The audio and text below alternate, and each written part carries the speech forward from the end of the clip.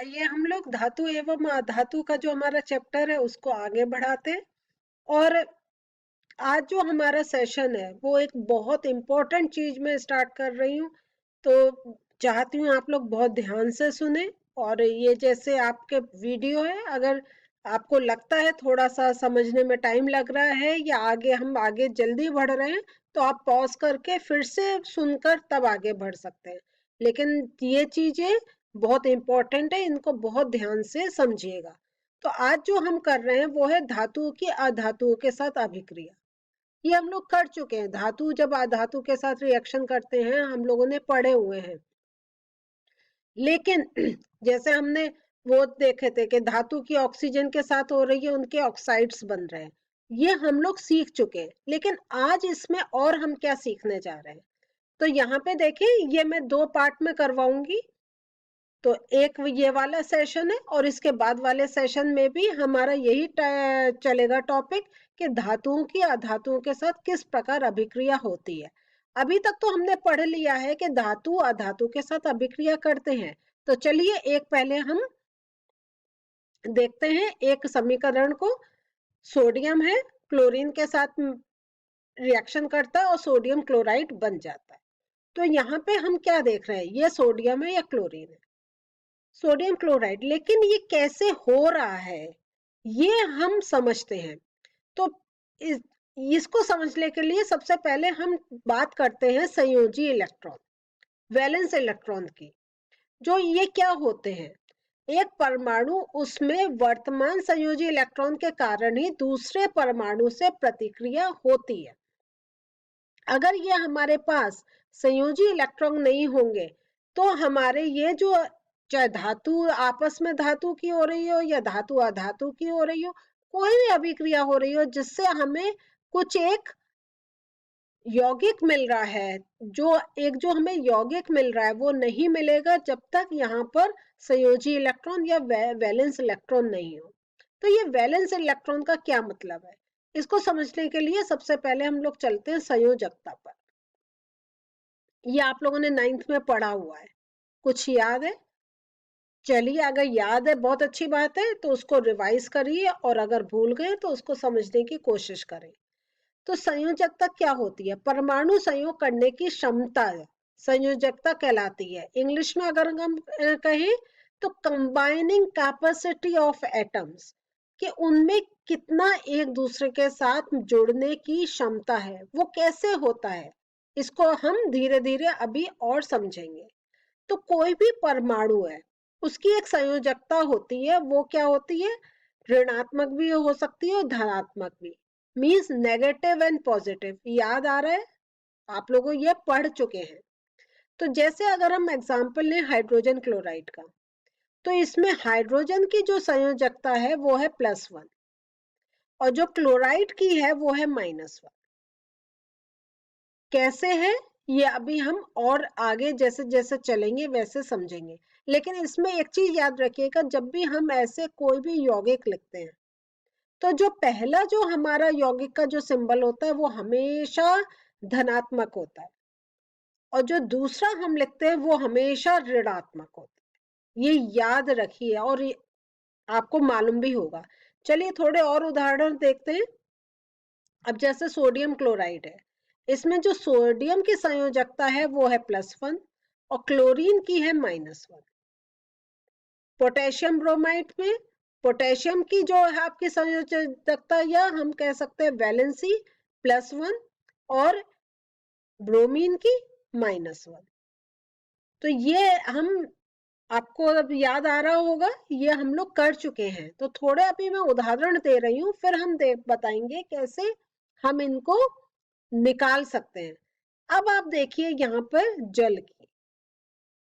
जल की यहाँ पे क्या है, ऑक्सीजन की संयोजकता यहाँ पे -2 है, और उसको उदासीन बनाने के लिए क्या होता है, हाइड्रोजन के दो परमाणु हाइड्रोजन के दो परमाणु ऑक्सीजन के साथ, एक ऑक्सीजन के साथ मिलते हैं। तो क्योंकि ऑक्सीजन की जो संयोजकता है वो -2 है, मीन्स, अब मैं आप थोड़ा सा समझाते हैं कि उसके पास 2 इलेक्ट्रॉन है। वो 2 इलेक्ट्रॉन लेने की उसके पास क्षमता है, उसको अंदर लेने की 2 इलेक्ट्रॉन क्षमता है। तो वो 2 इलेक्ट्रॉन हाइड्रोजन के पास एक ही इलेक्ट्रॉन देने का है। तो वो हाइड्रोजन क्या होगा, उसके जो हाइड्रोजन के 2 परमाणु मिलेंगे, तो एक परमाणु एक इलेक्ट्रॉन देगा, दूसरा परमाणु दूसरा इलेक्ट्रॉन देगा, क्योंकि ऑक्सीजन के पास जो क्षमता है वो 2 इलेक्ट्रॉन लेने की है। लेकिन ये जैसा मैं आपको पहले बता रही थी कि पहला जो होता है वो हमेशा पॉजिटिव होता है, और दूसरा जो हमारा एलिमेंट होता है वो हमेशा नेगेटिव में हम उसकी वैलेंसी को, संयोजकता को लिखते हैं। अब इसको और थोड़ा समझने की कोशिश करते हैं। संयोजक इलेक्ट्रॉन ये क्या होते हैं? तो यहाँ पे आप देखें, जो बाहरी जो हमारे, ये आपको याद होगा, ये आपने ऐसे ये एक इलेक्ट्रॉन शेल के बारे में पढ़ा हुआ होगा कि जो हमारे एटॉमिक नंबर होता है वो हम ऐसे शेल्स में भरते हैं, और जब हम इस टाइप से इसका एक काउंटिंग होती है कि जो अंदर का जो होता है उसमें आपके 2 रहते हैं, फिर उसके बाद हम 8 ऐसे करके बढ़ाते हैं। तो किसी भी परमाणु के बाहरी कक्ष में जो वर्तमान इलेक्ट्रॉन की संख्या होती है, जो प्रेजेंट इलेक्ट्रॉन की जो संख्या होती है, वो होती है वैलेंस इलेक्ट्रॉन। तो यहाँ पे अगर हम जिंक का एग्जाम्पल दे रहे हैं, तो जिंक का क्या है, इसलिए जो वैलेंस इलेक्ट्रॉन है ये मैंने लाल से दिखा रखा है, इसकी 2 है। मैं अब इसको थोड़ा आगे इस चार्ट से समझते हैं। देखिए यहाँ पे ये सबकी परमाणु संख्या, एटॉमिक नंबर मैंने लिखा यहाँ पे हमारे इस चार्ट में है। अब इसको हम देखते हैं कैसे, जो अभी हमने शेल का देखा कैसे वो होता है, KLMN शेल होते हैं। तो जो के होता है कि वो, एक मिनट में आपको पीछे जाके एक चीज दिखाना चाहूंगी। ये हमारा के है, ये एल है, ये एम है, और ये जो बाहर का ये एन है। तो इसको आप समझते हुए आगे देखिए। तो ये परमाणु संख्या हमारी हीलियम की 2 है, तो के में 2 इलेक्ट्रॉन आ गए। बाद में नियोन की हमारी 10 आ गई, तो 2 और 8, और उसके बाद हमारे आर्गन की आ गई 18, तो 2 8 8। तो ऐसे अब यहाँ पे आप देखिए, हम इनको कह रहे हैं उत्कृष्ट गैसें। क्यों कह रहे हैं उत्कृष्ट गैसें, या इनको हम कहते हैं इनर्ट गैसेस, क्योंकि इनकी जो संख्या है वो भरी हुई है।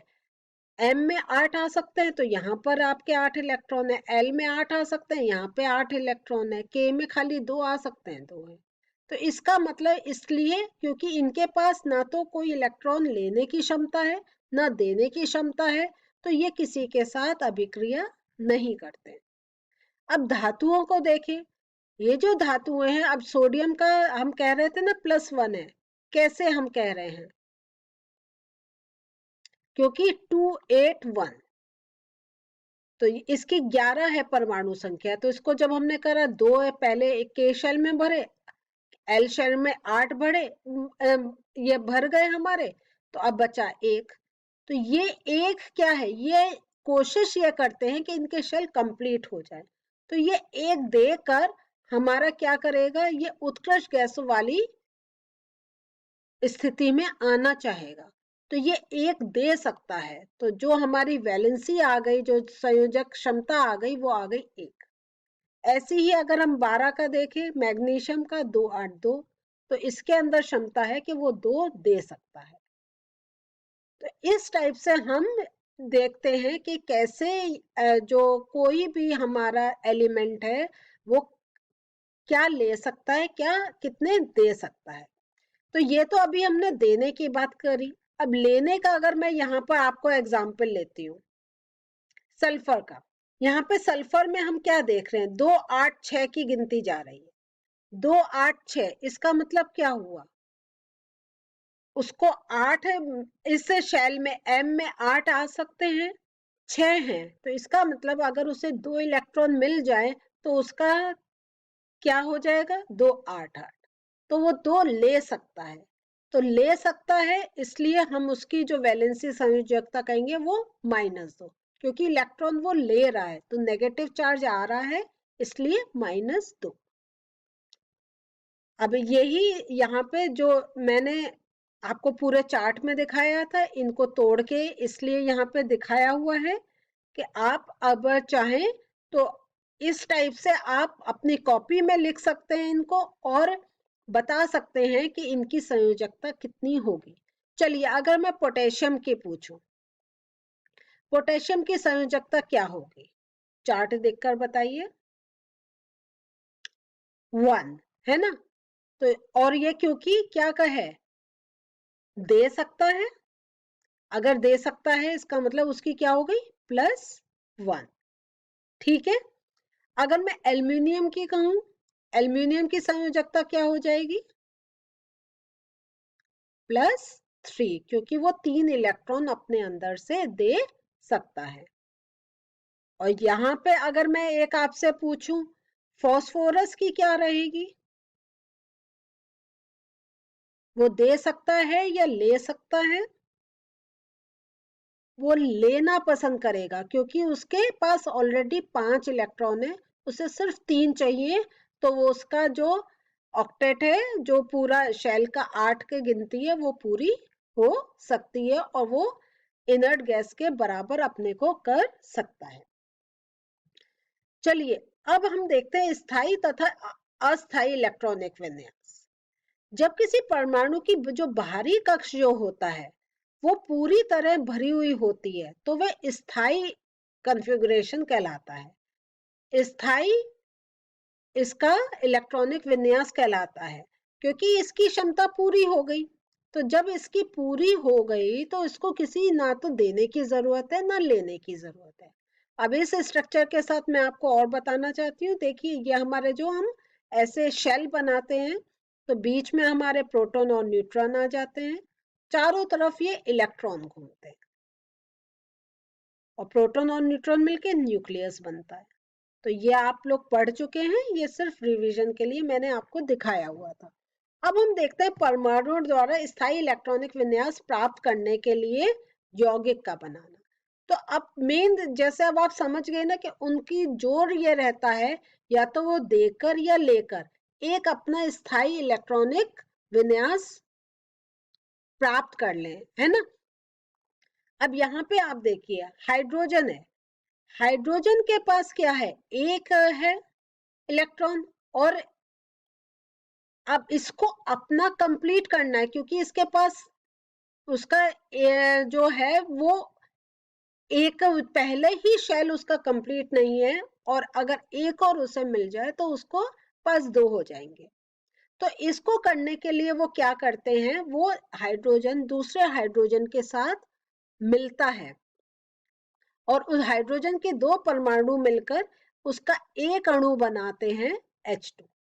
तो ये क्या हो गया, इसमें किसी ने दिया नहीं है, इसमें उन्होंने आपस में अपना एक बॉन्ड बनाया है शेयर करके। तो इसने, इन दोनों ने अपने शेल मिला लिए, एक इसका इलेक्ट्रॉन एक इसका, तो इस टाइप से हमारा एक हाइड्रोजन मॉलिक्यूल बन जाता है, एक अणु बन जाता है।